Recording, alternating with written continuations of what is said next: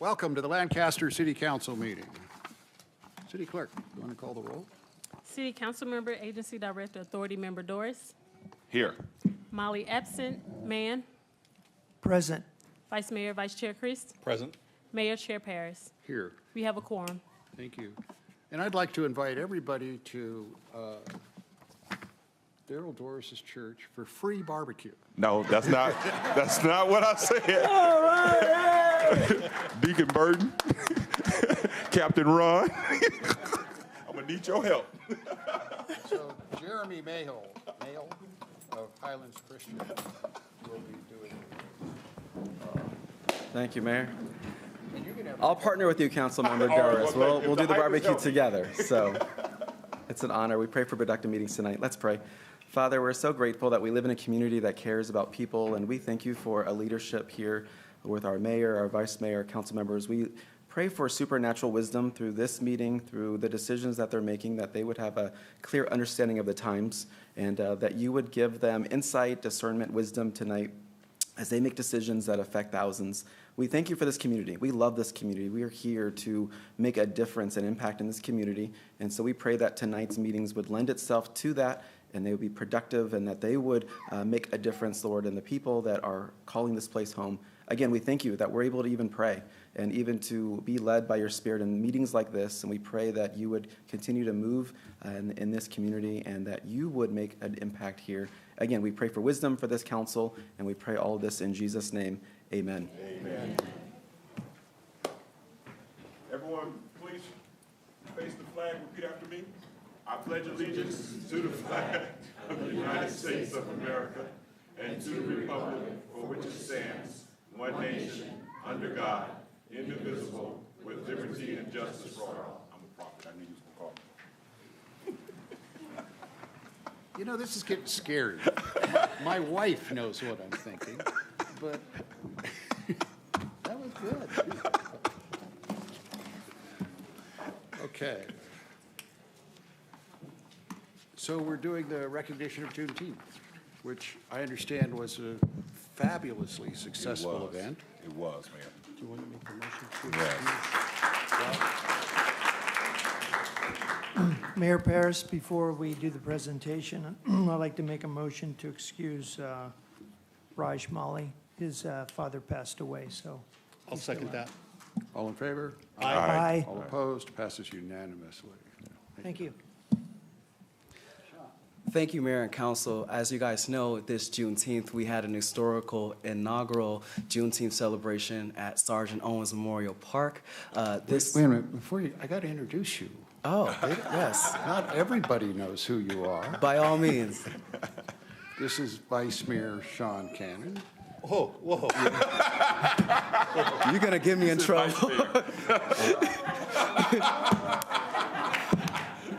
Come on, man. Sean, congratulations. Thank you got you. promoted. Yay! That's right. I thought I got your name wrong, Sean, and I'm thinking, oh, what? What did I do? No. It's okay. My Nana It's your calls me Mayor Pro title. You are Tem, the so- deputy mayor Yes, of deputy. social equity. Yes. And this was your first event, and you did it successfully. And I'm proud of you. Thank you. And you're also the field representative for Senator Wilk. Congratulations. That's all right, young man. Thank you. That's a lot of weight on those shoulders. I do push-ups. Don't screw up. So this event truly could not have been done without our community partners. They have sacrificed and put in a lot of time, overtime, into planning the event, gathering the money for the event, the funds, working the event before, during, and after. I mean, the park was cleaner than how we found it when we left, and it truly could not have been done without our partners. And the Social Equity Commission is honored to have worked with this amazing group of people to put on such an event, this historic event. And so, without further ado, I would like to get started. So I'm gonna be calling names of folks that we're gonna be recognizing, and if you can, please stay up here so we can get a group picture. The first community partner we are going to recognize today is Fawn's Village.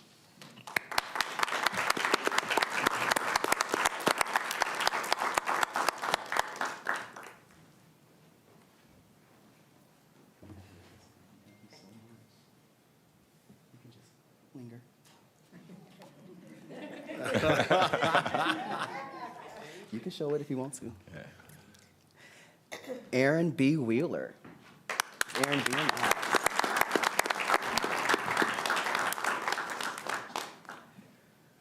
We have Boss Kids Braiding Academy.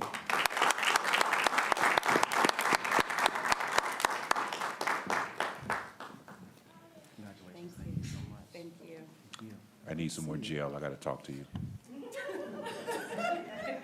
And we got the birthday girl, Miss Christine Smith.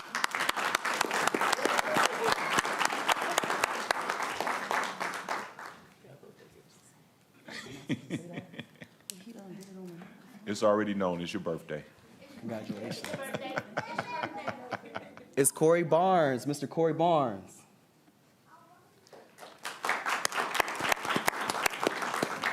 Now, Corey Barnes is not here, but he was one of the people instrumental in helping us make sure that the funds went to where they were supposed to go and that there was organization in that. And so we're very grateful for Mr. Barnes.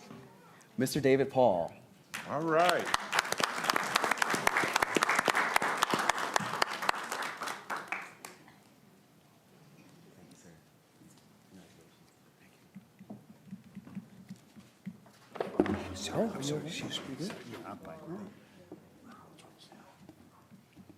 Stella Norris.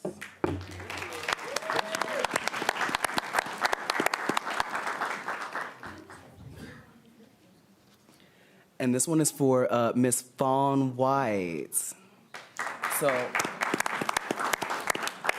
this partnership was small businesses as well as individuals, and we couldn't have done it without either. And there were also some nonprofits involved as well. It was truly a diverse community coalition that put on this event. Miss Lori Walker.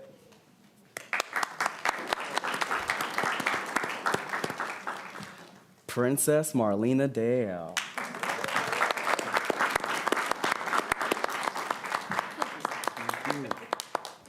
I call Princess our vibe sergeant for all of our meetings.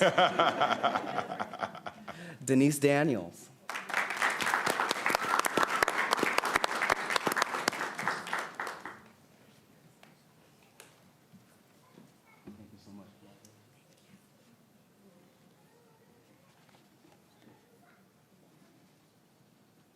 We also would like to honor the Antelope Valley branch of the NAACP for their support and their help in this event.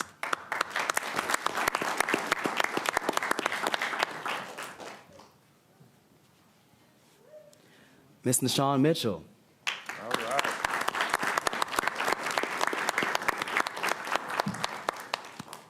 You guys are getting an idea how big these meetings were, aren't you? Natural Empress. It's me again. Pashawn Jackson.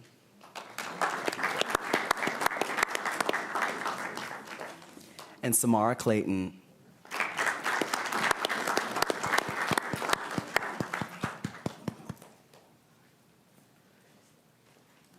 And here's Miss Walker walking in now.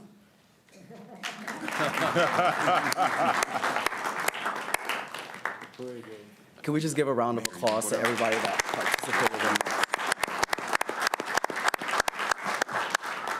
It has been a long time coming. This has not been an easy feat, but again, this city is about community partnerships, and we showed up and showed out at Sergeant Owens Memorial Park on Juneteenth, and we celebrated it of a weekend of celebrating freedom and what it means to be free in America. And again, thank you guys all so much on behalf of all of us. Let's get a picture with the mayor, you guys. Sean, let's bring everybody up and we'll get them under the sign to tell everybody what we're about and get a picture, okay? Good. Come on up here, you guys. Come on. Yeah. Come up on the dais. Come up on the big rock.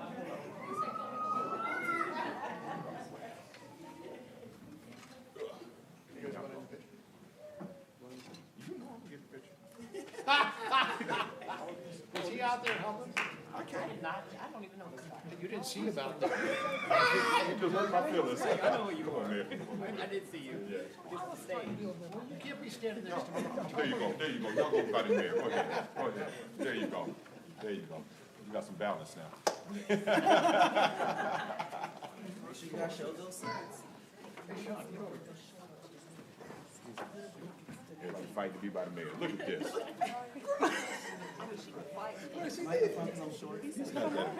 Really? Oh, y'all making them feel good. Ready? 1, 2, 3. And another. All right, 1, 2, 3. Make me look small.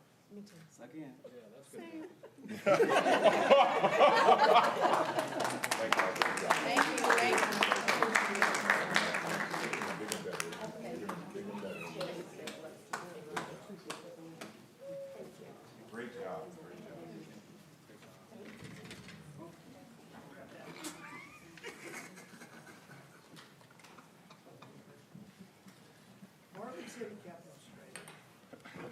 I don't trust Marvin. Well, I mean, with my chair. Okay. You know, I'm reading a book. It's, what is the name of it? The Infinite Game by Simon Sinek. And it talks about how when you have the vision to, and they use companies as an example, and Apple was one of them, that it's all about, are we going to be here for the next generation? You know, are we going to be successful 50, 100 years from now? And if you start making all of your decisions around that, then the immediate success takes care of itself. You know, just, and every crisis becomes actually an opportunity because you're constantly aware of the fact tomorrow's not the most important thing. It's, you know, 5, 10, 15 years. And that's why Sean is important to me, and the other people that you bring that are young, that are willing to learn how to do this and do it well. And I don't want it to be any secret that Marvin and I are aware, and Ken, I forgot, you're an old guy too. Don't rope me into your group. Just don't I color my hair gray. You know, Don't- we're about to age out of ARP. I mean, you know, AARP, you know. They have an age requirement. We're about there, you guys. But I kind of am doing this in the sense of an announcement, is that we're really very, very open and welcoming to people, you know, preferably 50, 40, 30, and even 20. But because we want to look, what does it look like 20, 30 years from now? And if we don't start giving people the opportunity to lead within the city, we'll be like every other city that, you know, deals with the problems in front of them for immediate results, rather than what does it look like in the future. Just thought I would pass that on so everybody knew what I was thinking. All right? Rex, I don't want to come behind you because you did great. Can I just say one more thank you, one more person? I thought you didn't want to do that. I didn't. You did a great job. I just, along with Sean, did such a great job, but the staff at the city really did a great job. And one in particular, Mr. Ronald Chatters really did a great job. And I want to shout him out again. I worked hand in hand with him, and there was some nervous moments between us. We would sit down talking, and he pulled it together along with the committee and the parks, of course, and even our assistant city manager. He was out there with me, and I thought, man, we need more staff out here. It is packed. And Trelise got on the phone, made some calls. I mean, it really was an all hands on deck situation. You really would have been proud. It had to be close to 1,000 people there. So I was very impressed with how the city of Lancaster came together to celebrate this historic. So again, I don't know how much longer we have Mr. Chatters here with the city, but I want to give him his flowers right now, let him know we appreciate him also. So. Yeah.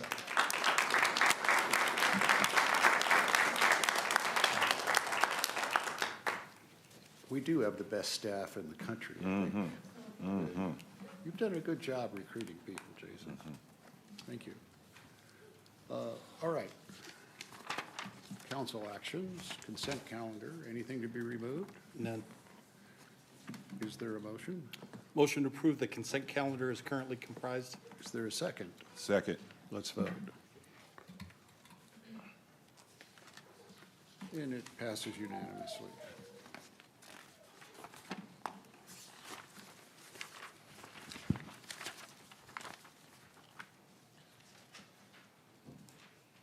So how are we doing the appointments? Jason?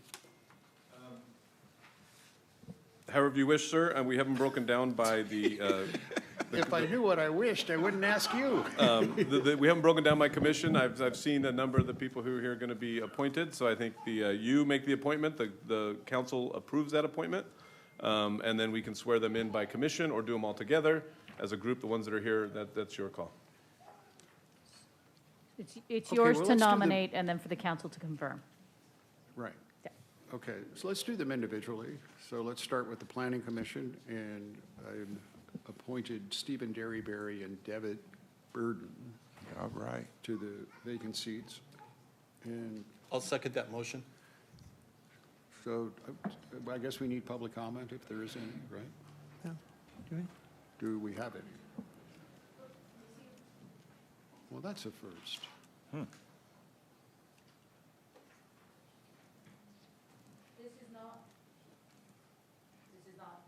That's not on this item. So if we don't have any cards up there, then we have no public comment. Okay, then let's vote. We voting on Devin Burden? I'm doing them both at the Oh, same time. okay. Stephen Derryberry, well, I guess I can't do that, actually. Let's do Stephen Derryberry first. So let's do a motion on, well, let's just vote on, we've already got the motion, let's just do the vote. We on- need we need a second. Right? We need a second. I already did. Oh, yeah. Let's vote.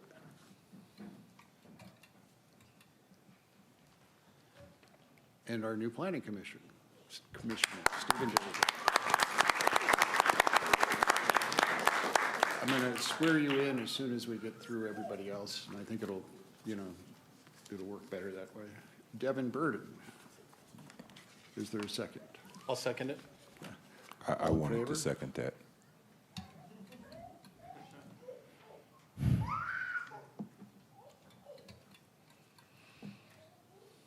And it's unanimous. And Devin, you were so highly recommended, I didn't even interview you. That's quite an accomplishment. I want you to know that. Thank you. But it wasn't out of rudeness, it was just, you're the guy. So you got a lot of people saying great things about you. Thank you. Okay, let's move on to the Criminal Justice Commission. I'm appointing Nicole McCracken. Is Nicole here? Yes. Nicole, stand up, come on. Is there a second? I'll second that nomination. Let's vote.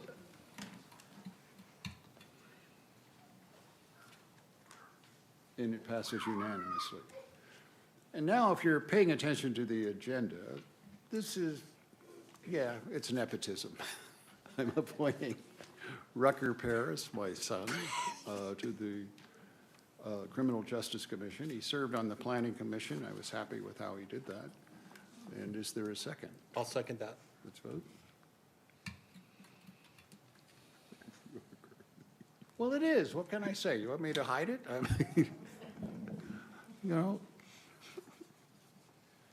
I mean, John Kennedy appointed Bobby to the Attorney General. And it worked out pretty good, too. Right? What? It worked out pretty good. Worked out pretty good. Well, not for Bobby. No, I was just gonna say, he didn't, yeah. Or That was John. for a different position, though. Both of them are in heaven right now. That's right. Yeah, that was Okay. for a different Yeah. position. And is Karen Davis here? Karen Davis? I can't hear you. She wasn't able to be in attendance for this meeting. Okay, I still But want she to is put her on watching. though. I'm appointing Karen Davis to the Social Equity Commission. I'll second the motion.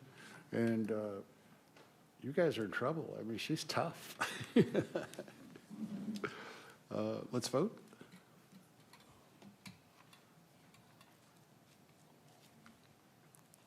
You know, Karen, she does the Toys for Tots program. Yes, she does. I have never seen a more organized program than that was this year. I mean, she had volunteers working like they were paid people.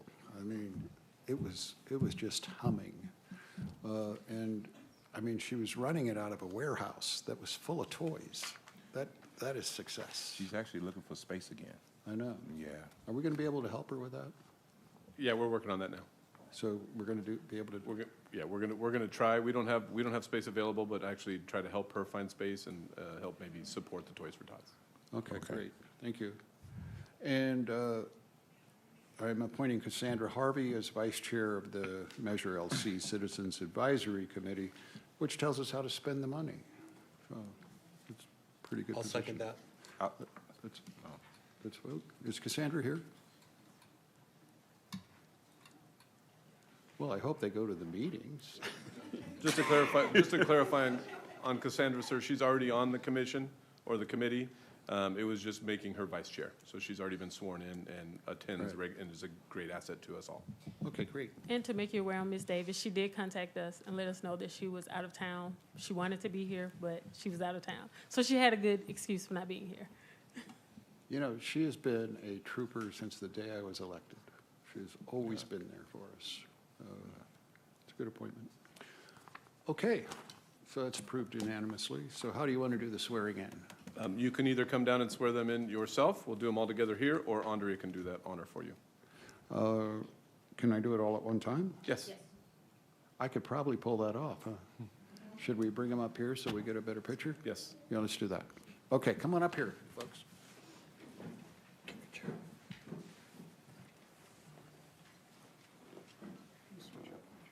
No. I am now.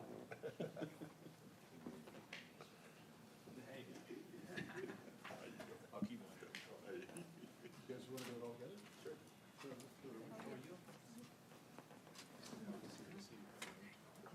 Working together again. Okay. So you got to say your name. I Stephen Derry Ray. do solemnly swear that I will support and defend the Constitution That I will support and defend the Constitution of the United States of the United States and the Constitution of the State of California and the Constitution of the State of California against all enemies, against all enemies, foreign and domestic, that I will bear true faith and allegiance that I will bear true faith and allegiance to the Constitution of the United States to the Constitution of the United States and the Constitution of the State of California. and the Constitution of the State of California. I take this obligation freely I take this obligation freely without any mental reservation without any mental reservation or purpose of evasion, or purpose of evasion, and that I will faithfully and that I will faithfully discharge the duties upon discharge the duties upon which I am about to enter. which I am about to enter. Congratulations.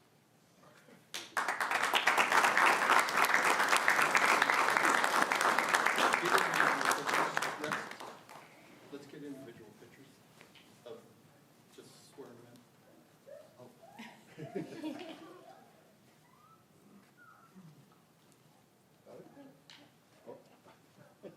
It's like Nanny. Yeah.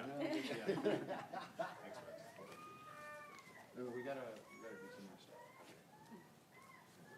1, 2, 3. And 1, 2, 3. Got it. Thank you.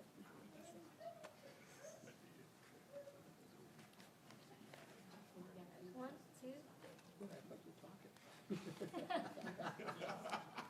1, 2, 3. Thank you. Okay, I gotta sign these, and you guys have to sign them, and then we'll be done. No, I guess Andre does. Yeah. Good. Then you just take this.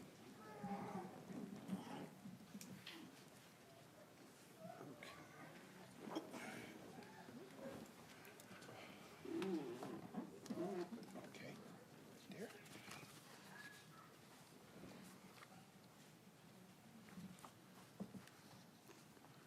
Is this on CA2?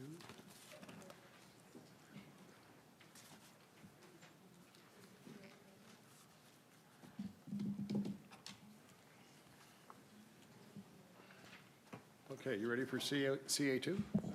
Good.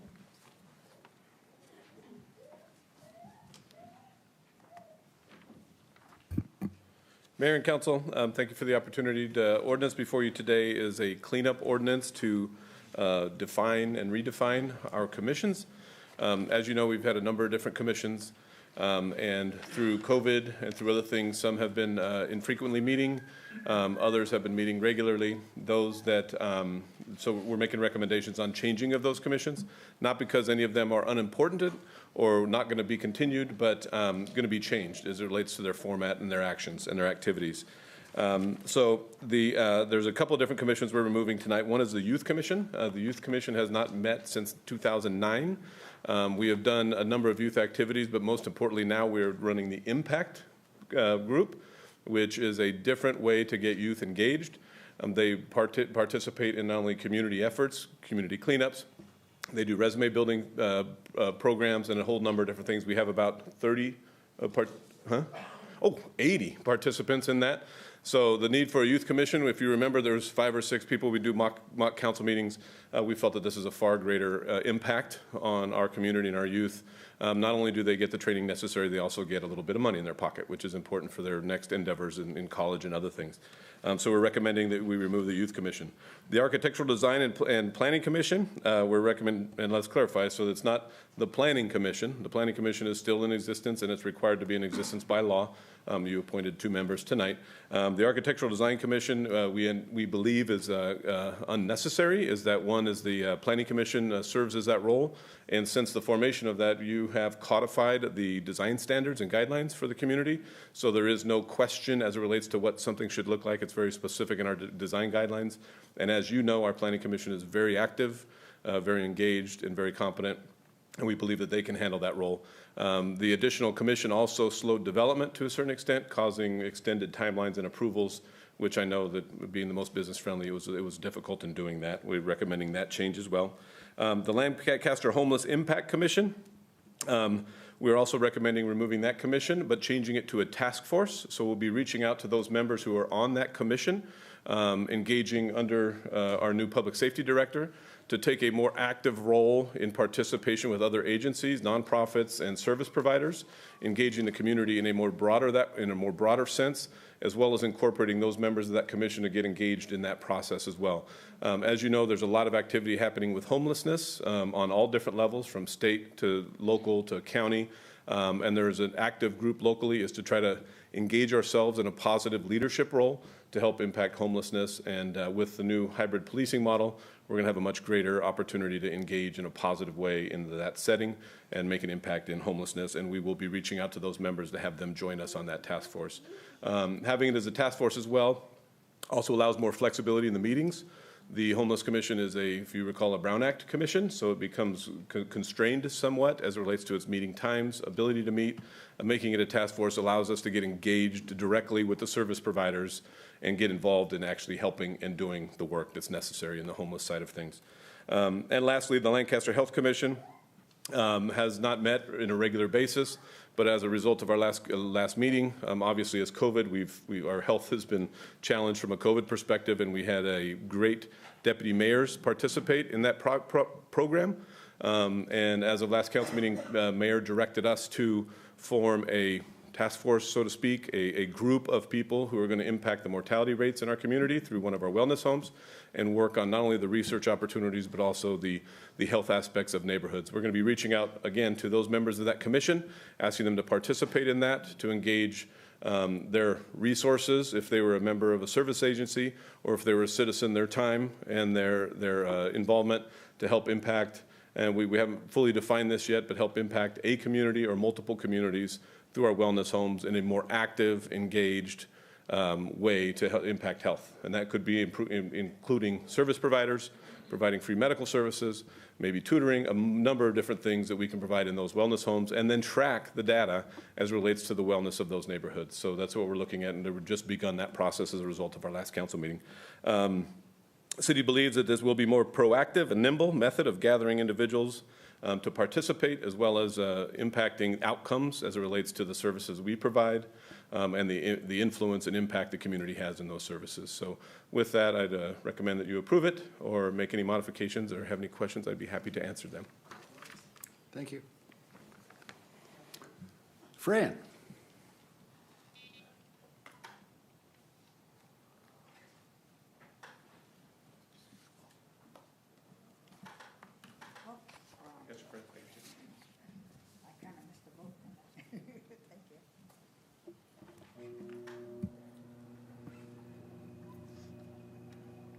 Okay, thank you.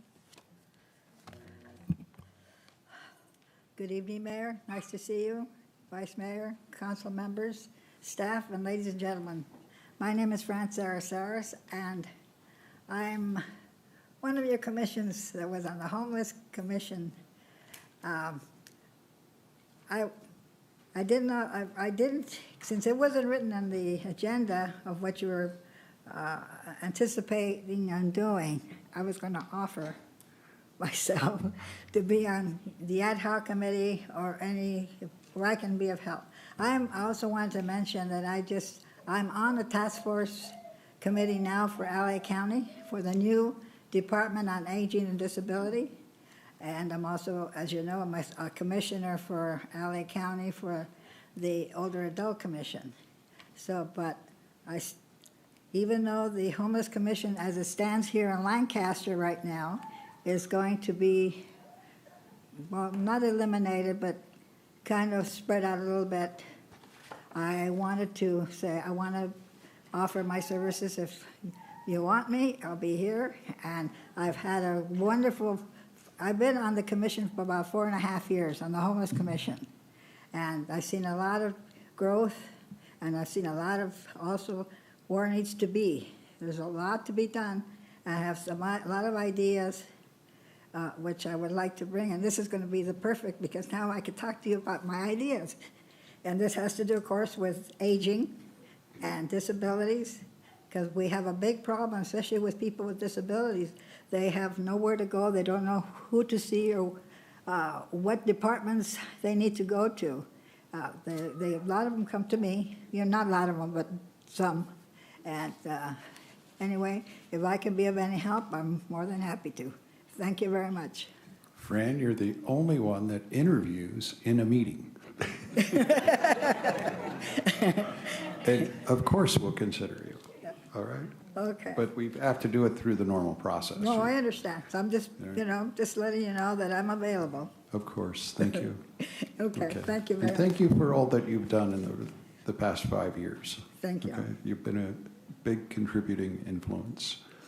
You are one of those people that actually roll up their sleeves and want to improve things rather than just complain about things. Right? Thank you very much, Mayor. Thank you. Very much appreciated. Thank you for those words. Thank you. Thank you. Okay. Michael Reeves.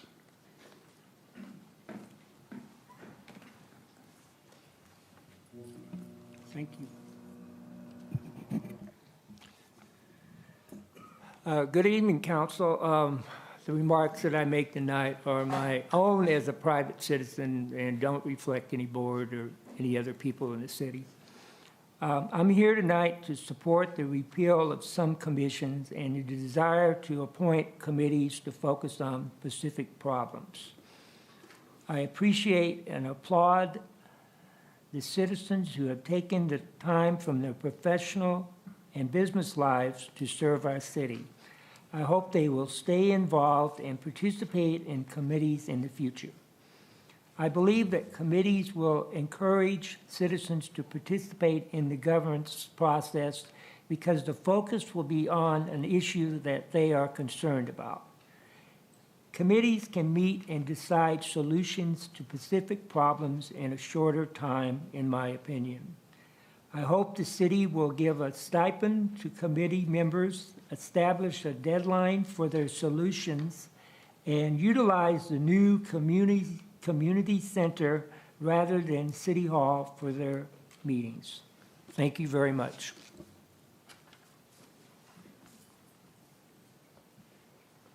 Okay, do we have a motion? Motion to adopt ordinance 1092. I'll second that motion. Let's vote. And it passes unanimously. Thank you. Okay, this is a short reading. Council reports. I'll start. AV Fair, Kiwanis Junior Livestock Auction is tomorrow. Not tomorrow, Thursday. So everyone come out and buy an animal from the kids and support the youth. And remember that the fair starts September 23rd and goes through October 2nd. So just a heads up. AVA QMD, we did meet and we did make the transition from the Mojave Air District and into our own air district, so we did that. And ABTA, we are buying some more buses for BYD. And that's it. It's quite a bit. Yep. Thank you. Anyone else? Okay, city manager. A couple things to report. At our previous meeting, you had asked about COVID testing. I'll just share, in June, we tested 1,751 at our site, 2,000 in July, and in August, 897. And this kind of tracks a little bit with the numbers we're seeing as an infection rate. So as with anything else, it is still being actively used and necessary. So that's just a short report on the works at the COVID Center. Farmers Market, come out and join us. We're going to be celebrating Black-Owned Business Month out on the Boulevard on Thursday, so come join us on that Farmers Market every Thursday, but it's a special one this Thursday. And Saturday the 17th is AV Valley or Antelope Valley Walls Festival, and if this is a replacement of the powwow, if you remember the powwow, as it relates to our murals program. So that is again continuing culmination of our arts program and our public arts programs as well. So we've budgeted, if you recall, around $600,000 for public art this year. This is one component of that. Come out and join us. It'll be a great event. LPAC season is online now. Go get your tickets. Our first show is October 8th. There's a new lighting system installed there and an upcoming budget from a CIP program. So it is nearing a brand new performing arts center. So come out and enjoy. We've got some great acts for you then. MOA will be closed May 23rd. Or through May 23rd, and they're getting an extensive remodel and improvement to the air handling system to allow them to become an accredited arts institution and house the greatest works of art possible. So it'll be under construction until May. That is a significant improvement. And I think Ken attended the Neighborhood Watch program. You may want to report, Ken, on the Neighborhood Watch and how that went. Rod's, since his arrival, has made some changes there and getting real aggressive and active. Maybe he might want to jump in as well. Yeah, so we had our first opportunity to reach back out to the neighborhood watch teams, and I think we got it started off on a good footing. And I think Rod got himself introduced to the public, and I think that was a great thing. And we're looking forward to with the hybrid policing model and what Neighborhood Watch can do. Rod, did you obviously have something to share? Absolutely, sir. And first, I want to thank you for coming out and supporting us on that. As I said, Mayor, one of our big things with the hybrid is going to be community engagement. And we wasted no time and started with getting a hold of our block captain so we can get that program going again. It was really good to see the folks come out. We shared what we plan on doing with block clubs and increasing contact and activity beyond what it was prior to the pandemic. So we also have plans in place to go ahead and engage and get new block clubs, and everyone can expect to see something coming out on the social media pages recruiting additional folks to give us block clubs. So it's a good thing, and thank you again, sir. Thank you. Good. So how are we on the truck stuff? I'm sorry, again? You know, the food trucks. Oh, so the brief discussion that Sonia and I had, she'd done some fact finding, or she's still in the investigating mode, because again, we think that ultimately we're going to be able to get to a model where we're going to handle it ourselves. And I think there's some preliminary work. walking in and saying, okay, we don't need you anymore. It's better for us to lay good, strong plans. So I think you're going to see more at the next meeting, a little more detail about what we envision. And like I said, ultimately, there's no reason why somebody within the park staff can't handle. And then taking up your idea that potentially maybe we need to look to the east side too. I think that's important. Okay. The thing I didn't consider last week, or the last meeting, was some of those trucks have lines that stretch forever. Correct. We want to keep those trucks, right? Yeah, sure we do. I mean, like I said, it's not as simple as one and done. It would be remiss for us to jump off the deep end and start making immediate changes. I think it's better for us to go back, step back, make sure we're clear about what the vision's going to look like, and then making sure we put a system into place where we don't have that. We don't want people coming to a city council meeting saying, I think there's an inequity here. There's no reason, especially for somebody on a local level. I have an issue about that. Well, I don't care if they come to a city council meeting. What I care about is there an inequity? Correct. That's my point. If we don't structure it correctly, what I'm trying to avoid doing is having that. You can always please everybody, but the idea would be to avoid that completely. What you also bring to the table is you could help improve whatever the product is. Yeah, I am kind of, because at one point in time, I sit on the advisory board for LA County Health Department representing restaurants. And so I still get regular requests for input and whatnot. And the last thing I want to do is be associated. So some people may not like when I say, hey, look, do you have this? And do you have this? And do you have, because the last thing we want to do is put the public at risk either. So I think I'll be able to shine a light of like what are the documentation that needs to take place. Okay, great, thank you. Okay, anybody else? Here's the chance to offer the free barbecue. I mean, look at all these potential customers, for heaven's That's sakes. not a, but that's, free will make me go broke. Ronald, check your text. I sent her a coupon. All right. Yeah, I sent the coupon for a brisket, slow roasted for 12 hours. Greens and mac and cheese. Did I say that out loud? I was thinking it.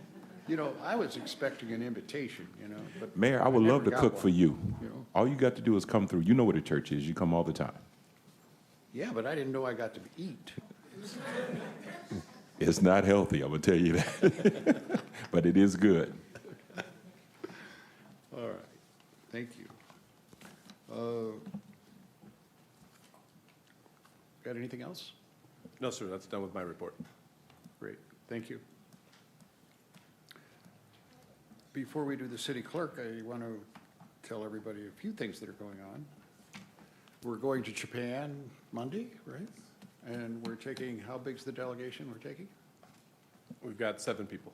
7 people? Okay. I'm excited about that because I think we're going to cement the deal with both Namie, which are sister city, but also it's a prelude to bringing in the hydrogen and the companies that are going to be expanding the hydrogen program throughout the country.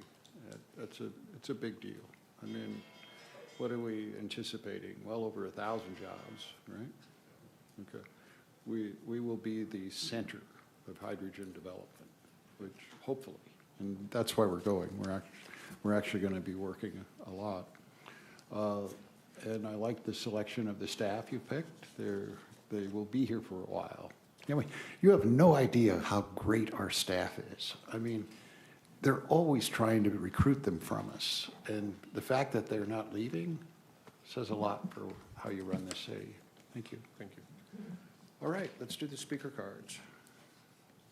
Okay, this is the time to address the City Council Agency Authority on non-agendized matters. Speaker cards may be found on the back table of the council chambers.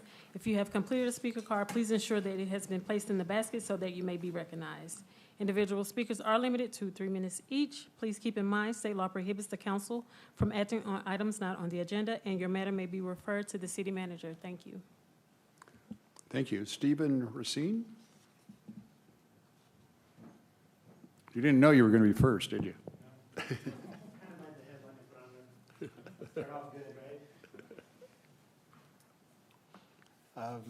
Council, my wife and I have been fortunate enough to work here in the city of Lancaster, providing a board and care facility for the elderly for the last 12 years. We have an awesome opportunity to grow to help keep some of the other elderly who have lower income and are possibly heading for homelessness by building a new complex. So currently now we can provide for 6 people. The availability for being able to build it will be a lot more than that, approximately over 70 units. And so we've been petitioning for some grant money to get that, and the city has been amazing with the support and looking at options and ideas and places to put it, and we just wanted to say that we were very grateful for the opportunity that we have to work with the city of Lancaster and be able to continue our leaving as the mayor said, leaving not a legend, because legends die, but leaving a legacy for our family and for the city to be able to continue on to push forward to get more elderly care up here for the seniors. And anyhow, it was an amazing opportunity to be able to work with the city, and we continue to work with them, so we're very happy about that. Thank you very much. Victor Trujillo.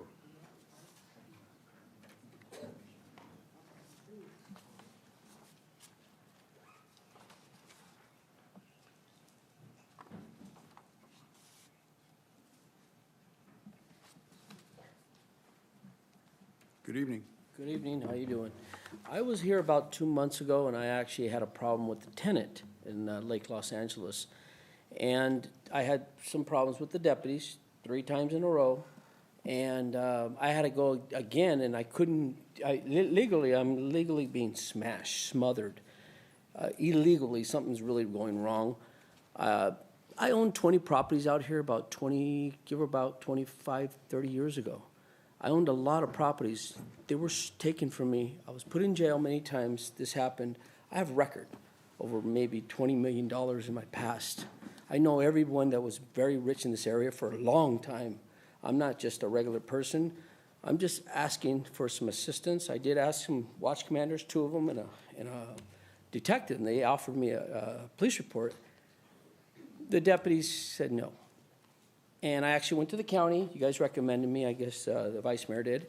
And the lady just never returned my phone calls. And I said, whoa. I go, Jesus Christ, everything's happening negative. I pay taxes. I'm a good person. I'm legally deaf, so basically I'm handicapped. So I'm trying to work with the city. I went to the lady tells me she has a good merit, good lawyers helping her out. I found out it was Basta.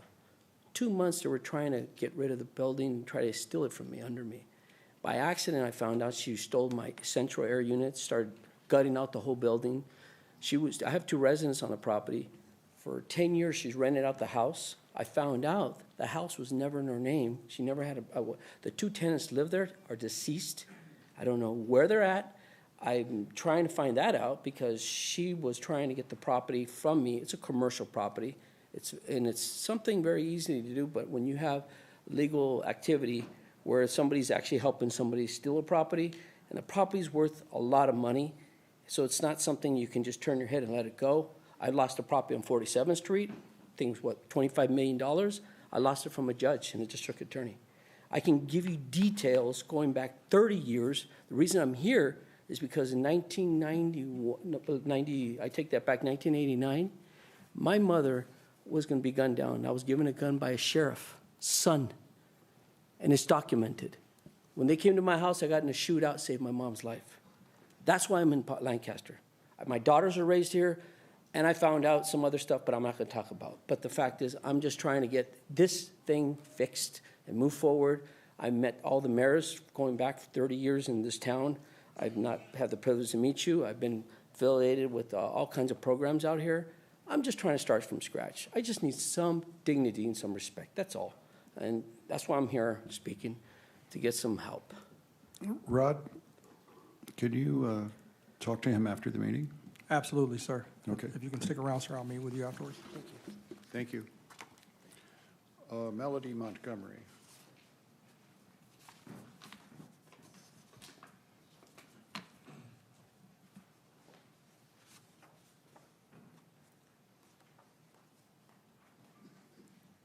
Hello again. Hi.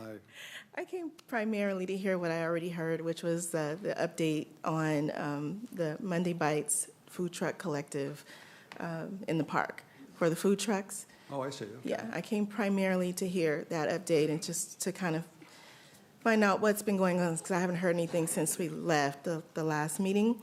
But also secondarily, to be a part of the Juneteenth acknowledgements, and just to encourage the city to, I don't know if you've already made a decision on this, but to make it an annual celebration, as this is now a national holiday. It is a national holiday, huh? Yes. I didn't know that. Yes.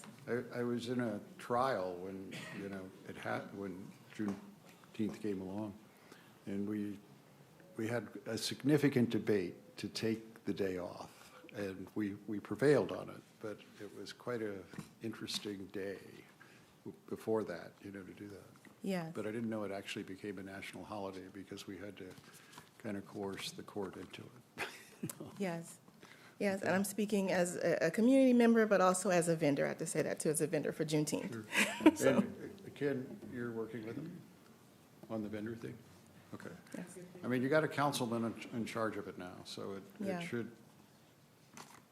Right? And he Yeah. actually knows food better than anybody I know. So, Yeah, as far as the food truck is collective is concerned, yes. There's still things going on, so I know that there's You know, someone it may working just on be it now. disorganization too, and what Ken brings is organization. Yeah, Okay? I appreciate that. Thank you. Okay, you're welcome. Princess Dale.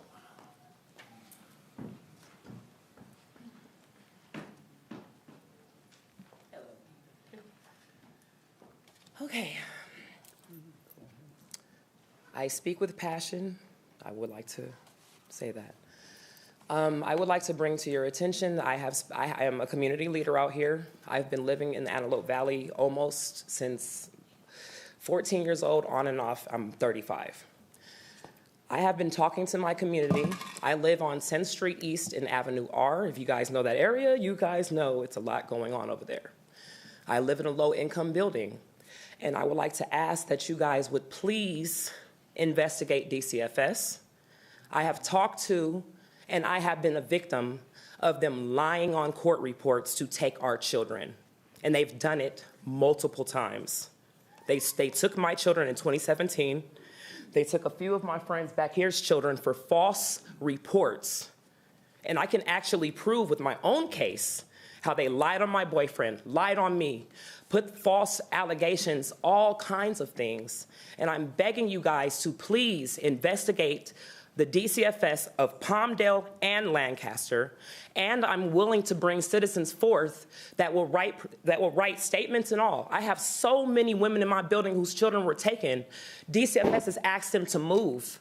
They asked me to move from my location because my domestic violence partner, I put in jail, by the way, was getting out. If I didn't contact my ARA worker in Farrell Mitchell, I would have been homeless, and they would have said I couldn't get my kids back because of homelessness. They try to set us up to lose our children. They go between the two parents and cause division and cause the father and the mother to fight and argue. I've seen it myself. I had a social worker tell me, I'm going to recommend the baby come to you. She goes and tells him the same thing. Now we're bickering, trying to fight for our baby when we should have just been unity, correct? So I just really ask that you guys please hear this public's cry, because my kids should have never been taken. They came to my house. I had a mental break down the hall. I have bipolar disorder. Yes, I do. I was going to mental health. I was taking medication, but I had postpartum depression on record, and they took my child. Then they went to my home, took my children from the house when I had a boyfriend and relative there. My little sister was there. I'm sorry, I know it's 3 minutes. I apologize. I'm going to hurry up.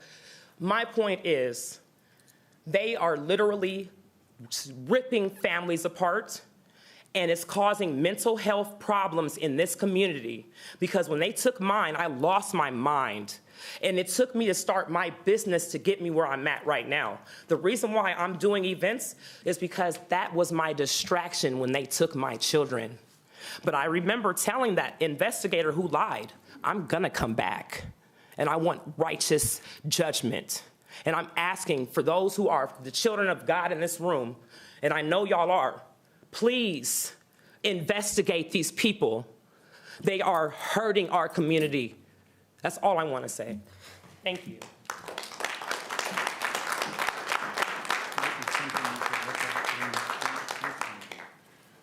Rex, if you remember, I had a pastor who went through the same thing. I had you to call. I remember. I also remember working with Farrell Mitchell for cultural broker programs because they have documented cases that they're disproportionately taking people of color children out of their homes. It's a document, and I used to work with DCFS over Miss Robin Holmes. I'm not sure if I talked to the director because they know it is a bad problem up here. So I just wanted you to remember what happened when I had called you for a situation that happened in my church and a couple of pastors I oversee. So I know that what she's saying is legit. So. You know, I had hope that when they hired the new super, whatever they call him, the director. He was the new. The new director. I mean, I was impressed with him. I met with him. It looked like there was going to be a change occur, and then he quit. Right. You know, I don't know who's in charge of it now, but you're not wrong. You're not wrong. It is. I can't begin to tell you the number of people that have come to me with horror stories, you know, and the problem is when they fail to act, then, you know, that's front page news. But it's not front page news when they take people's children needlessly, you know, and, you know, their inability to do it correctly, and I don't know if it's because they don't have the budget, I don't know what the reason is, but it creates an enormous number of attachment disorders that end up in our criminal justice system. I mean, that's just the long and the short of it.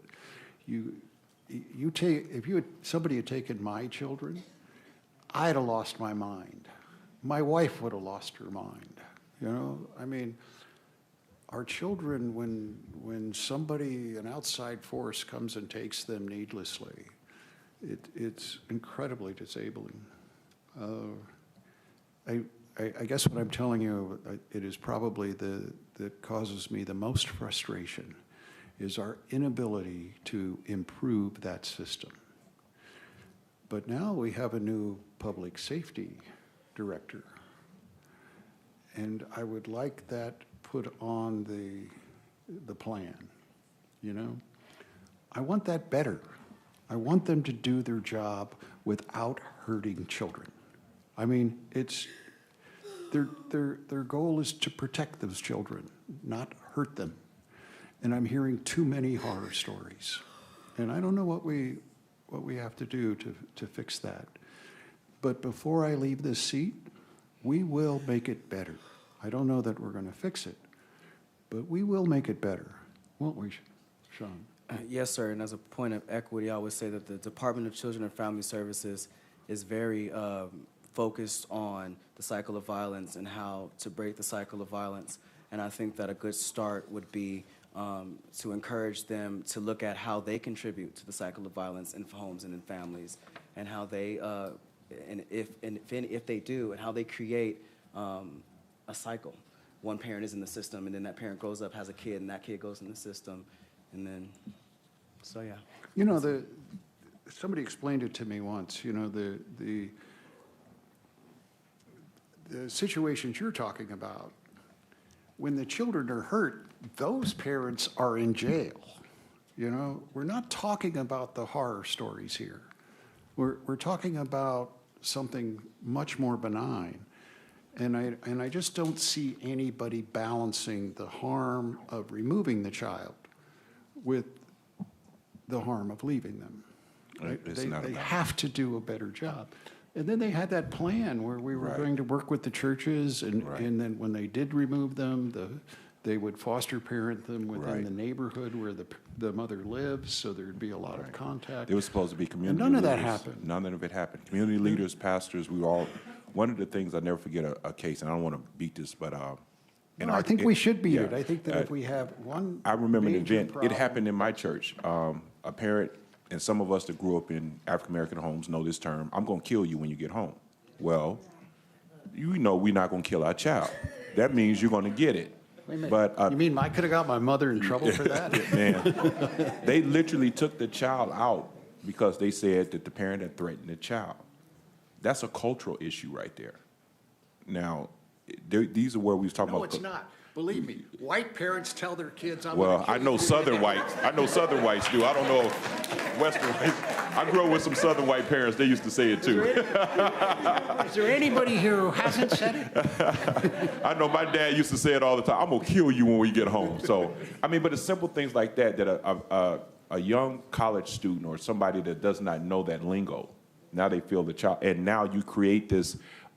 We know people that have been back and forth. I had to write tons of letters for very prominent members in my own church, and went up there and said, "This is what are you got the wrong person. This is not this person that you're trying to." And I had meetings at my. It's just such a frustration. Once they get in there, it is like hell getting them out of there. Yeah. And then you look at what happened with the Hispanic kid that he gets sent back to a place and gets killed. It's like it's such a Inequity. yeah. Well, it's just you go extreme one way and then you're lax on the other way. It's got to be more of a consistency in this. So, we did talk to Brian. Brian left, and then we had the other guy. Remember, me and you was working with that, but it's been years now, and we keep hearing the same stories.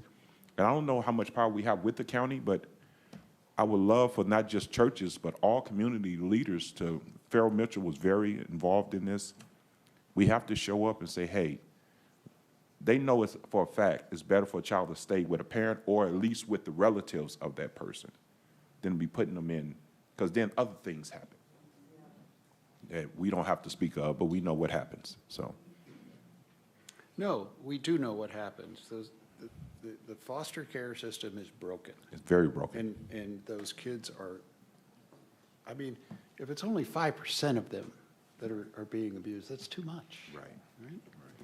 Mayor, there's not, as some of us already know, and the frustration with this on county level, on city levels, and on state levels is that it's the county, and there's not much that we can do in terms of accountability.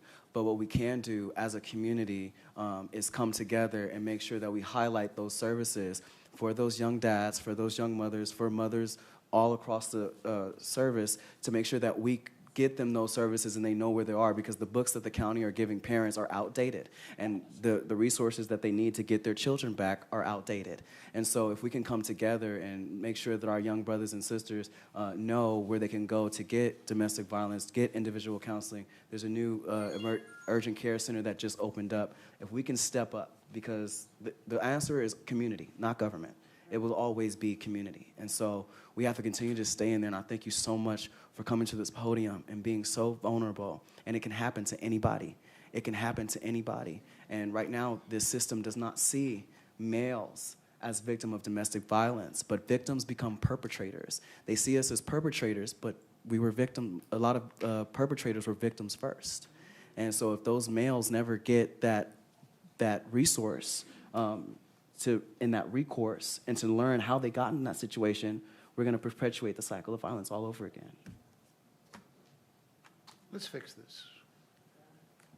I don't expect a lot of help from the county. We really are going to have to embrace it ourselves, and we're going to have to make it a community effort. But I really don't know of too many issues that are this detrimental to when I'm talking about 20 years from now or 10 years from now. I mean, you can tell it's a subject that it causes me a great deal of frustration that I have been so ineffective in this issue. but I also, after meeting with them, it is complex. One of the things I wanted is I wanted all the interviews taped. And, a meeting with 8 of these people from the county, and, they're all giving me the stink eye as I'm meeting with them. And it took 2 hours for them to finally let me know what the problem was. The problem is if we tape record those interviews, there is always an initial denial, And so then some slick lawyer, like your mayor, takes that tape and then uses it in the criminal justice proceedings. And it's not my goal to protect people who are committing crimes. It's my goal to protect the children. And we need to spend a lot more effort in regards to that. And it sounds like there's developing a community interest in it. So let's run with it. All right? Thank you. And Ms. Dale, that took a lot of courage. Thank you.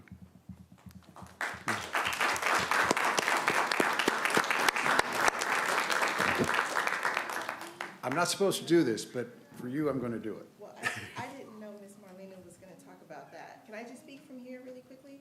I'm sorry? Is it okay if I speak from here? Can you hear me from here? Well, you can, but your mayor's 70 years old and deaf.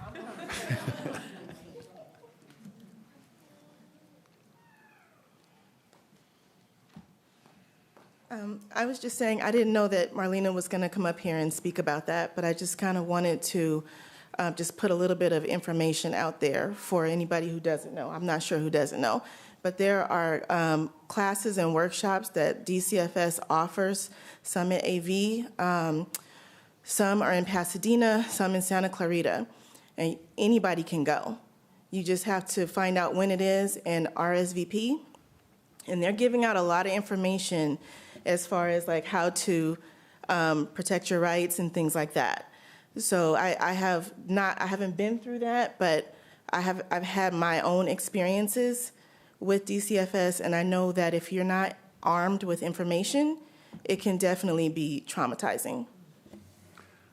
Listen, I'm a lawyer. It was traumatizing for me. I mean, they do it in secret. You're not even allowed to talk about the cases. Yeah. I mean, you want a system of abuse? Right. Make it a secret. Right. I mean, it seems to me that's the first thing, but that's... You couldn't get through the call, remember? They kept putting you on hold, hanging up until you told them who you was. Yeah, that does have an effect. They have council meetings all the time, especially Pasadena. Pasadena is always looking for people to be on the council, and that could be a parent, family, anybody who wants to show up for the council meeting and be a part. What I'd like to see is this within the community, within Lancaster and Palmdale.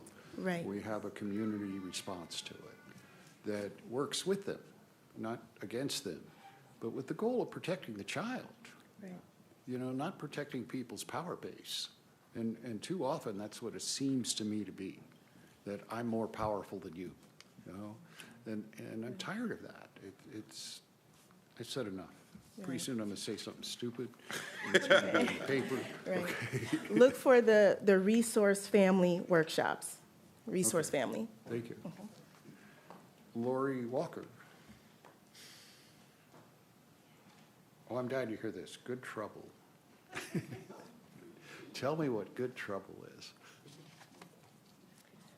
I'm actually a part of a few advocacy groups out here, including Building Our Villages and the NAACP. I am the chair for legal redress and housing with the NAACP. I do want to piggyback off of what Princess said about the county having these systemic issues. It is important to address that these systemic issues exist within the city of Lancaster as well in the schools with the complaint processes. A lot of parents are denied those processes. They're denied it at the school level and at the district level. So I'm surprised that addressing the county isn't paralleled with addressing issues within this city, within Palmdale as well. But I do have solutions. We started a series of workshops. Different organizations are actually coming together now, moving stronger now. And we're having workshops gearing the community to learn these processes, to learn how to articulate your concerns, and to problem solve. Sometimes when other people aren't meeting that need, you're gonna have to learn to do it yourself and work together in doing so. So within the next few months, we are working on a system of workshops gearing people to ask the right questions, to document their communication with who they speak to and who's responsible for responding in a certain way. People in positions of leadership who should be fulfilling their duties and their obligations in the offices that they're in. I got another minute. You got time. You got time. Oh, no, I know I have time. More than these 3 minutes. No. I'm in the community. I I'm cutting know. off the 3 minutes. You can talk. Oh, no, I know. I'm gonna still be in 3 minutes here, but I'm gonna be in the community for hours and days and months and continue to be here for years. Okay? I'll be holding hands. I'll be sitting in courtroom hearings. And that's what we're doing. We're actually connecting with other branches of the NAACP in LA County to handle county issues, but just from what I see with the systemic issues, it's at the state level, it's at the county level, and it's at the city level. And ultimately, it starts with the individual. It starts with the individual. So there's a lot in store for the next few months, and I will absolutely make sure that you guys know me in the community. I will be passing out cards. You will see us at events as well. I'm a familiar face now. Princesses, those ladies in the back. Time for some female leadership. Princess. What's her name, Princess? Lori? Miss Lori. I like what you said. I want you to, again, for city, so that you'll know where to point the arrows. The city doesn't have, again, it's like the county. When it comes to the school districts, we can kind of influence, but they are not under our jurisdiction. And so we want to, no, I'm here, I'm agreeing with you. Go to the board meetings, you guys, speak up, go to the elections, get people in there that I had a son that was told by a school teacher that he is not college material. My oldest son is getting his master's degree now. I agree with her. Fight, know what to say, know how to say. Documentation is the most important thing she just said. Document when they say it, when it's said, how it's said, and do it. So I just want everybody to understand, sometimes a lot of things is put on the city that we just don't have jurisdiction over. We had an issue one time, me and Marvin Chris, our mayor, was trying to deal with when there was an impasse in the high school board. And I had a board member tell me, stay in your lane. This is not for you. Literally told me that. And it was one of us. And I got really frustrated. And then they tried to call me for something else. I said, I'm staying in my lane. So I'm the wrong person to talk to like that. I'm the wrong person. Y'all, if y'all don't know me by now, you should know. And so I just want everyone to know, when you point your guns and arrows, believe me, we have your back when it comes. I was just talking to our city manager today about how to get our school systems better. There are some people that will not move to Lancaster because of our school systems. And it frustrates us. Trust me when I say it. It's a shame when we can't have a football game between Paraclete and Highland because somebody wants to be a knucklehead. I understand that. So, but please, you guys, be involved. It always comes down, again, to community involvement, right? You know, let me add something. When you know I love you. The metaphor, I think, is problematic. You know, where you point your gun or you point your arrows. Right. When people approach me with just bitching about how we're doing things, my ears go off. I just turn them off. You know, I look at you and I nod, but I'm not listening to you. You know, that's the truth of it. When people come to me with we could do this better, and this is a possible way to do it better. I mean, I haven't met anybody at Children's Services that is not well-intentioned, but the bureaucracy that it's built around has become malevolent. You know, but it's not the people. Which took me 30 years to figure out, that sometimes just the bureaucracy is what's evil, you know? And I suspect that that's what I'm seeing there. It's their own procedures have perverted their cause, you know, and instead of protecting children, they're hurting far too many, you know, but I don't think the individual is the problem. And I think that as this community organizes more and more, if we did it with a feeling of love and accepting the fact that maybe people are well-intentioned, you know, and start working with them, I think we'd make a lot more progress. But when we come in, you know, angry, you create obstacles, and then nothing happens. You know, we got to make a lot of noise. I'm really good at making a lot of noise. And I go home and I feel really good that I made so much noise. And then a week later, I recognize I didn't accomplish anything. I'd like to start accomplishing things. And for all of these organizations that think it's not in our lane, if it's in Lancaster, it's our lane. Right. And that's just the way it is and has been for the last several years. And I'm glad to see people are coming out, because I think that is where the power is. That's right. Good. Thank you. Steve McCormick. Have we fixed that problem yet? That's why I'm here for the third time. My neighbors just showed up. We just went through hell Saturday night. Our streets, I have a video, I have a thumb drive if you'd like to look and put it up on your screen. Yeah, I want to see it. Let's do it. Who would I hand this to? Go to the 2-minute segment. We just got this, I'm sorry, we just got this done today. This happened Saturday night. We have been 3 weeks in a row with parties at this house.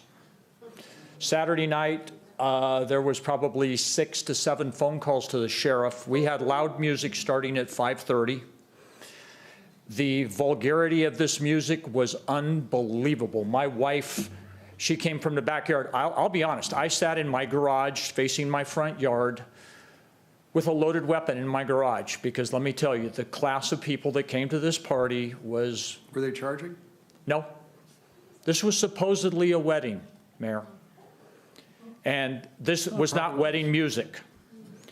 You know, I can't put it I don't want to say I'm not going to repeat what was said, but let me tell you, you could have learned every word there was coming from the music. And there was children anywhere from in strollers to 15, 16, and adults all the way up to grandparents at this. You know, unfortunately, we don't get to control that. No. We don't even get to influence it. No, but that's not... Were there any crimes being committed? That is not the point. The point is, yeah, the music was there. Our streets were lined. There was 4 streets lined with in excess of probably 100 cars. My neighbor sitting over here, he walked the street, and there is a video of him walking the street, taking video of the cars and the way they were parked. I stood in the front of my garage, not into my driveway, but they could see me. I had somebody make a U-turn through my front yard, up over the curb. The blatant disrespect coming from the people at this party house is unbelievable. We've made contact, right? We have... No, hold on one second. Yeah. Jason? We have made contact. We have issued citations. We have issued a nuisance property order. We are pursuing the costs of all of the sheriff's deputies that we've been sending out there against the property owner. I know that Rod has additional data on what sheriff's deputies were there over this last weekend, if the weekend before, and I think the weekend before that. I think we've had cars stationed there, but I'm going to let Rod speak to that. Yes, sir. We've actually added additional patrol items. I won't say specifically due to this location, but it is one that we have decided we're going to pay close attention to. We did go out this weekend, sir, just to let you know, and cite them once again. We have additional plans of enforcement on this location, and myself and Lance are going to be going to meet with the property owner again tomorrow to discuss these problems. Mayor Paris, may I ask you something? Wait a minute, you got Lance. This is going to end.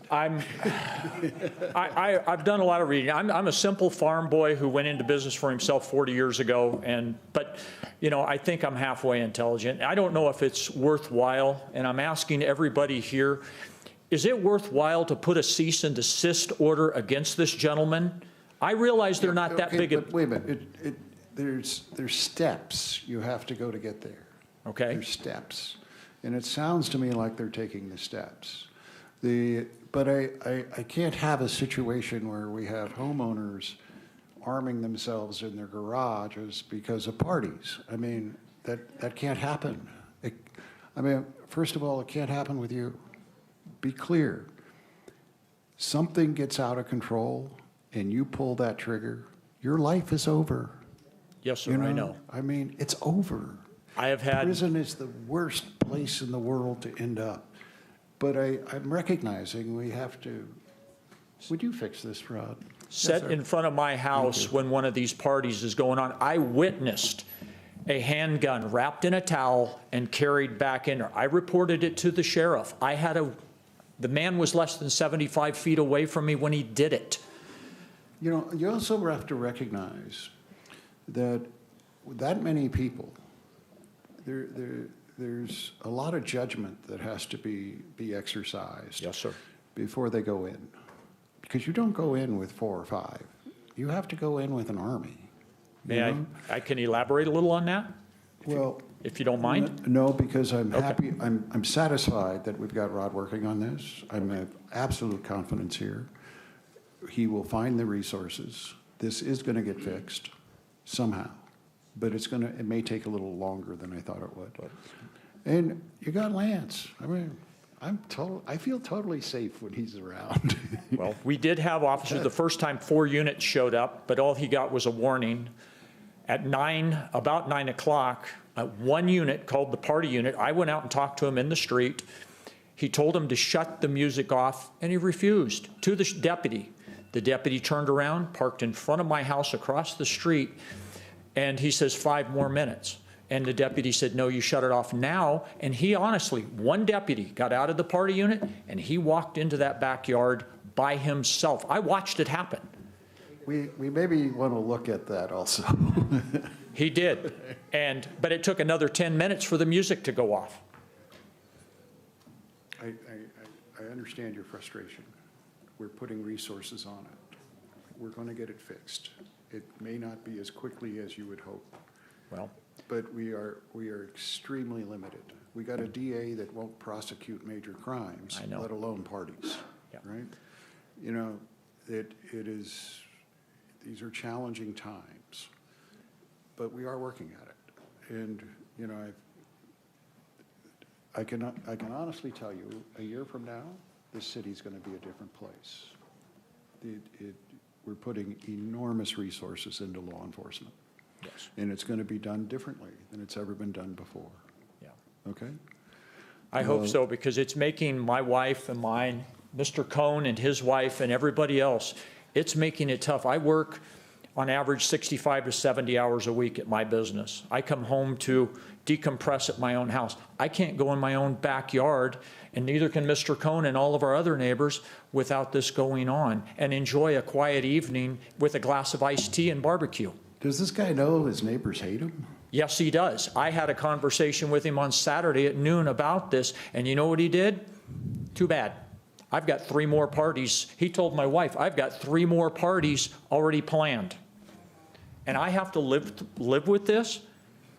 This is getting a little tough, Mayor. I'm presenting it to you. It's a little tough. I think he's done a great job. Here's my ultimate question. We're working with the city manager's office, sir, to address this. We've put significant man hours into just this one location. It is a lengthy process. Unfortunately, the property owner has rights. He doesn't live there, so he's not feeling the sting of his neighbors. No. No. He's a part-time resident.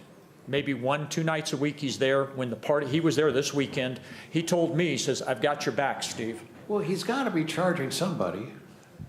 Well, he's probably making cash money for these parties. There's no paper trail. It's a VRBO.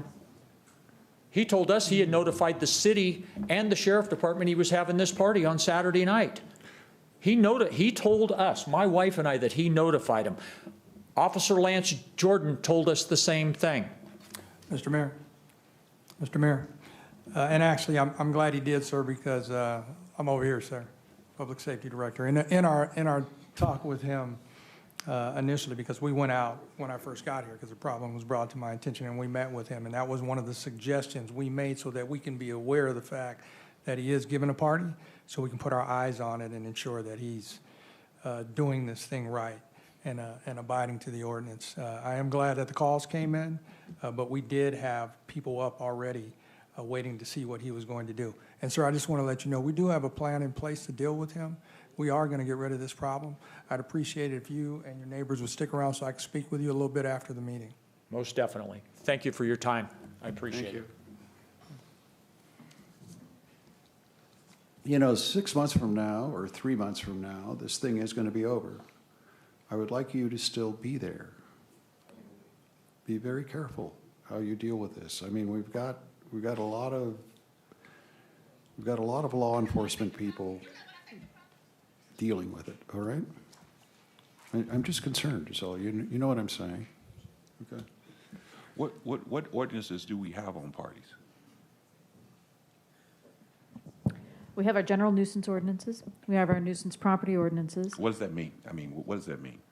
So a nuisance, as defined in our code, is an activity that causes an unreasonable annoyance to neighboring properties. So a public nuisance would be this property with the overtaking of the streets, the driving through people's lawns, et cetera. That would qualify. And we've issued a citation on that basis. We also have our nuisance property ordinance, which is where property has had more than 5 calls for service within a 1-year period. Then after having given notice, we can assess the costs of future calls for service to that property. We have sent that notice, and so now that property owner is now liable for the costs of all law enforcement efforts at that site. And we will be, we're gathering that data to send the updated notice to him of the amount he owes the city. So that can be placed as a lien on the property and foreclosed upon. So. And it has been sent to his lender as well as vacation rental by owner.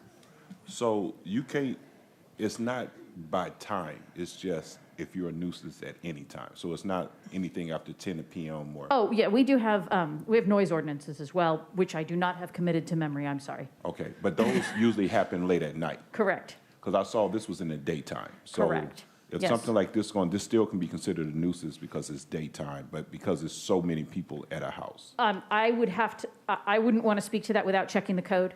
Here's my concern. I'm going to throw this out there, and it is what it is. My concern is we have some white people, a gentleman, citizens here, and that was clearly blacks being there. I don't want this to turn into a race thing.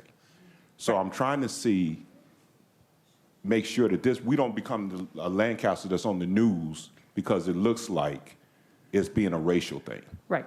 He clearly said, so we know it was rap music, and we know most rap music has cussing in it, and it was the daytime. So this is why they got me here. I want to make sure that we're seeing through both eyes, that it's not looked at. I know I saw some black citizens here before last time, neighbors.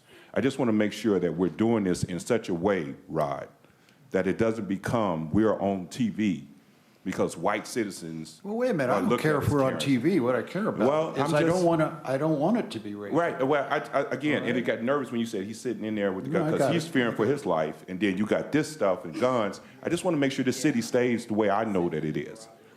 Y'all understand what I'm saying? And I don't care about if somebody says, I want to make sure that we're throwing it out there and we're all looking at it from all sides. Absolutely. So I believe this gentleman is coming from a good place. I don't want parties at my house. I just still at the same time, I want to make sure that how it looks is done the right way. That's all. Of course, you know, I know how you feel about noise. Well, our church is loud, but we're inside our church, so anything dead ought to be buried. When I go to his church, I bring a decibel meter. Hey, y'all know black church, whatever. Councilman, yes, sir. Councilman Doris, thank you for inviting me one more time. And Yes. it's very quick. Wait a minute. No, we're done. Okay. I don't want. Okay. It was just. This is not my first rodeo. It had something to do with the race card.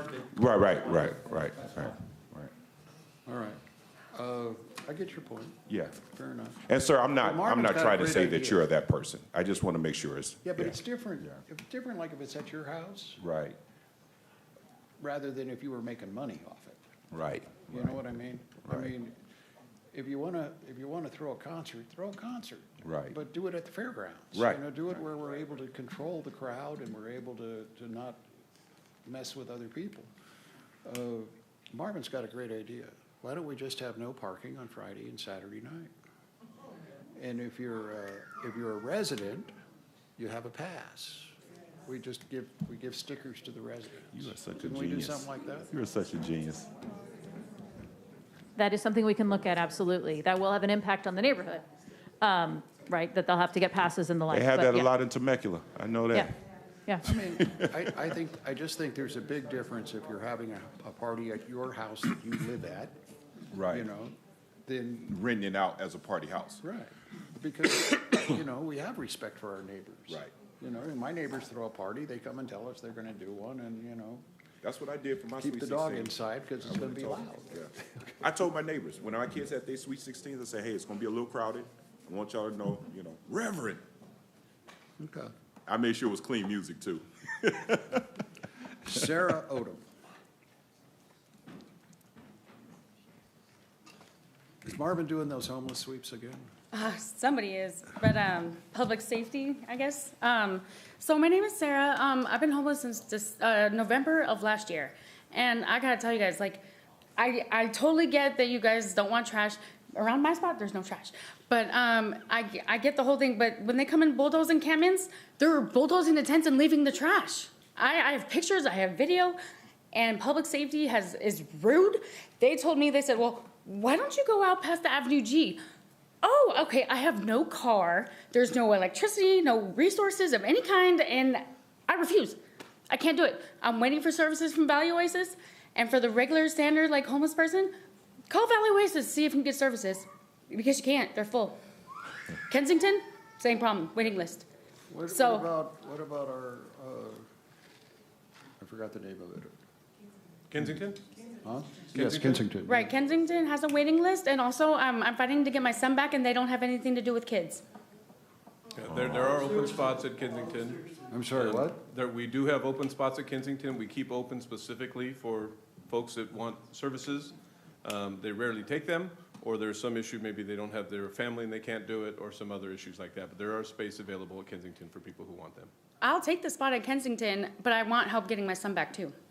Well, if they don't take families, I don't know what They the don't story take is with families. your son, if he's living with you or not. He's in foster care. Okay, she is free to go to Is Kensington the and reason take one he's of in those foster care is because you're homeless?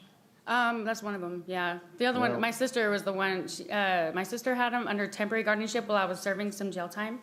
And she turned him over to DCFS when she didn't want him anymore.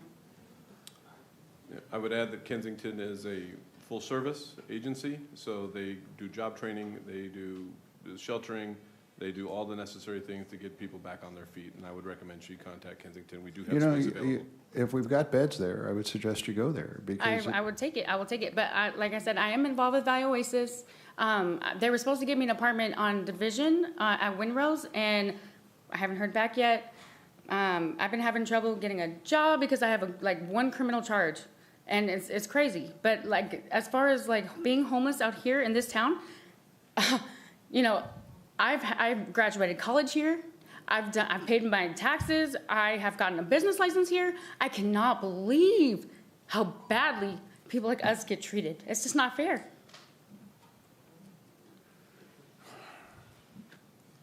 I agree. Thank you. It's not. I read the Lancaster Municipal City or Code of City Ordinances and. Okay, somebody meet with her after here and let's see what we can do, all right? Thank you. But I want to clear, we are not going to look like LA. We are not going to have people parked on the sidewalks. I agree. I wouldn't either. And where I'm located right now is not in public view. But when they come and do homeless sweeps, then if the trash is the problem, then they should pick up more than just the tents. They should pick up the trash too. I agree with that too. They don't. Okay, thank you. Is she gonna talk to somebody for Kensington? Does she know who to talk to? I'll speak with her Okay, afterwards. all right. And we do have beds. I checked today. Okay. And I think the public view is a big issue, and I want it clear with everyone. If you're camping in public view, don't expect to be there very long, and don't expect us to be polite, because we will not be. Fair enough? Everybody get it? I mean, we want to work with people, but at the same time, everybody has a right to feel safe, and businesses have a right to thrive. It's the way it is. David Paul.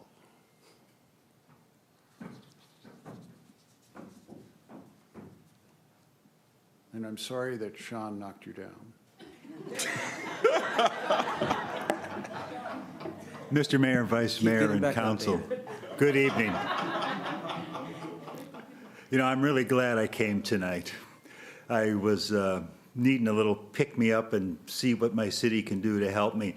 You know, we have so many problems, but I heard good themes. And Mayor, you started off tonight talking about the book that talks about the future, and that concerns me. We need to have young people come up through the process and keep working, and I applaud everyone here that came to this meeting to try and make our city a better place. There are many things that are beyond our control with county and state agencies, and I would like some of the people with DCFS to understand that everybody suffers. 10 years ago, a neighbor who didn't like me takes advantage of a loophole in the anonymous reporting clause for this, called DCFS and told them I was starving my children and chaining them in the backyard.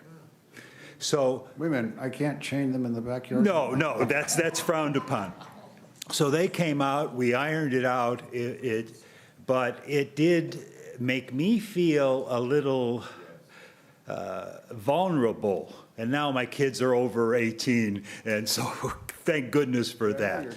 But I know it was a pleasure working on the Juneteenth celebration, our first annual Lancaster Juneteenth. And that's what we need, community activity that brings people together.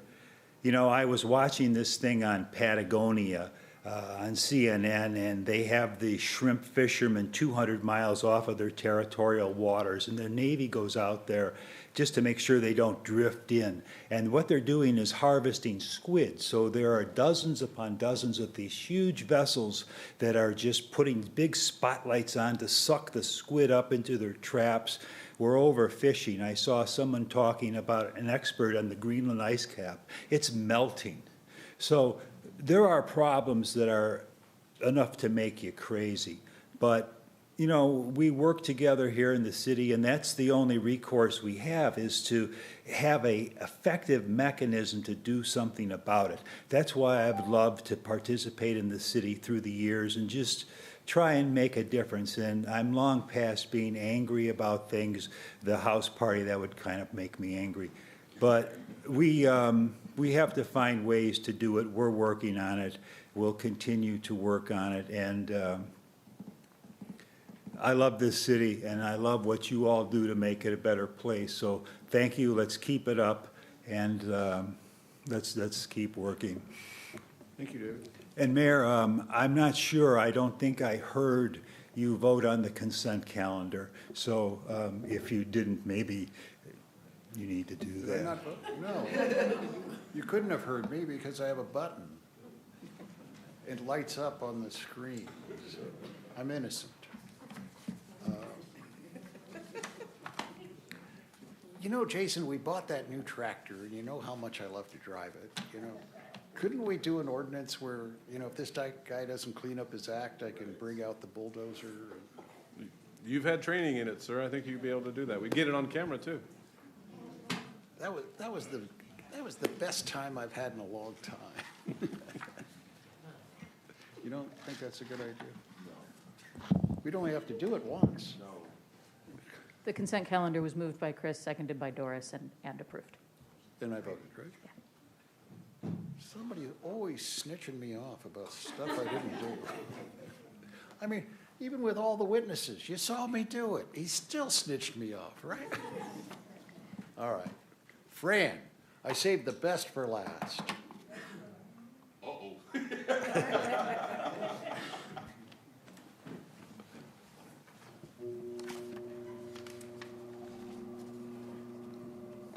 Yeah, that's good. Thank you. Good evening again. Thank you for letting me speak. Mayor, Vice Mayor, council members, ladies and gentlemen, I do want to first of all say that we in Lancaster have a beautiful city. I had to go downtown LA, Vermont and Wilshire for a meeting.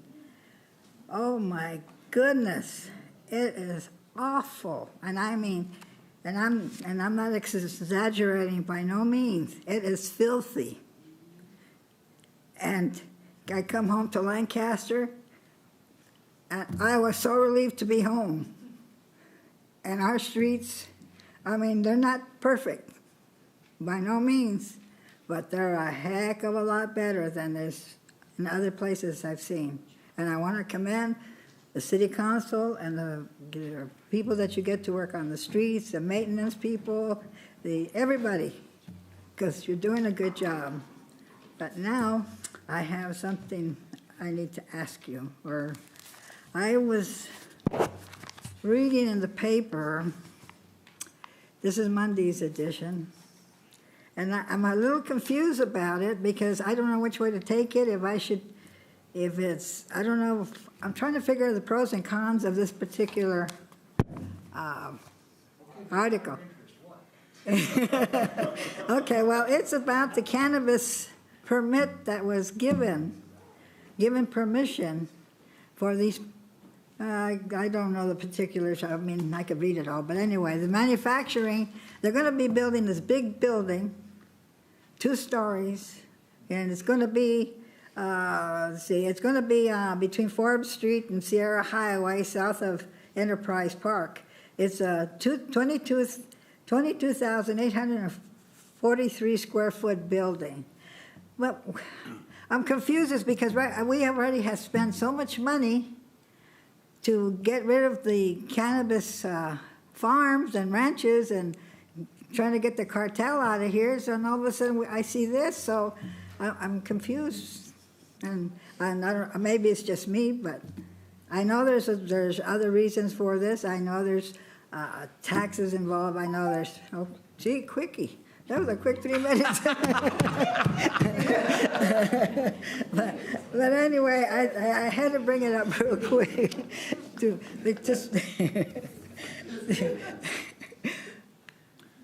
to satisfy my... 86% of the people in Lancaster voted to legalize cannabis. 86%. Yeah. There are laws about how to do it legally and how to do it in a way that is safe and not a nuisance. And we're following those laws. The cartel is not. Okay. And that is why we let the mayor get on the tractor and tear down their what do you call those things? You know, skip loader. No, the tents they put them in. Oh, yeah. Those things. It was great fun. But you know, also, But how about but the yeah, water? What you know, it's here to stay. Legal cannabis is here to stay. There's nothing illegal about it as long as they do it correctly and safely. And the way to do that is the way they're doing it. Okay. And that, I don't know what to tell you. Well, thank you, but you at least. Okay. Thank As you. long as it's not creating a public safety problem, they're free to do it within the laws. It's tightly controlled. I don't think there's any industry out there that is more controlled than this. I mean, I went through the tour of one of these factories, is what they are. You know, each plant is serial numbered. I mean, how do you serial number a plant? But they do.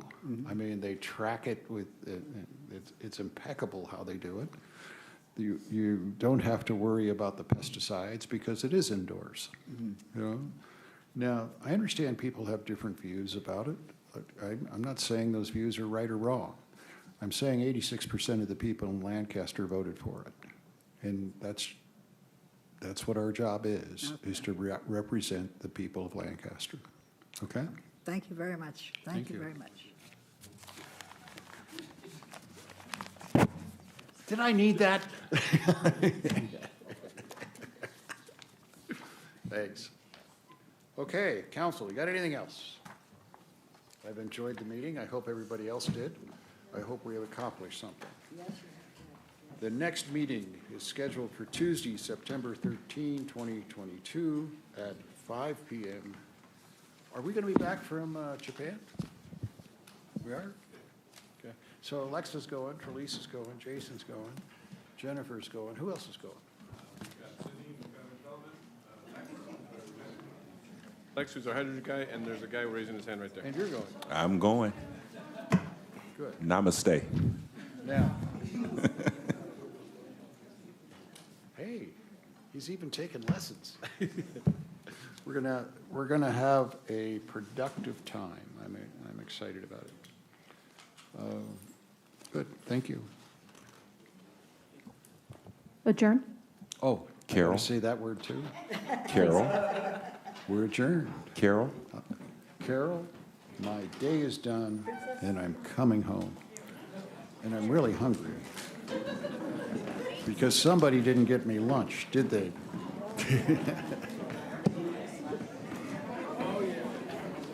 Sorry.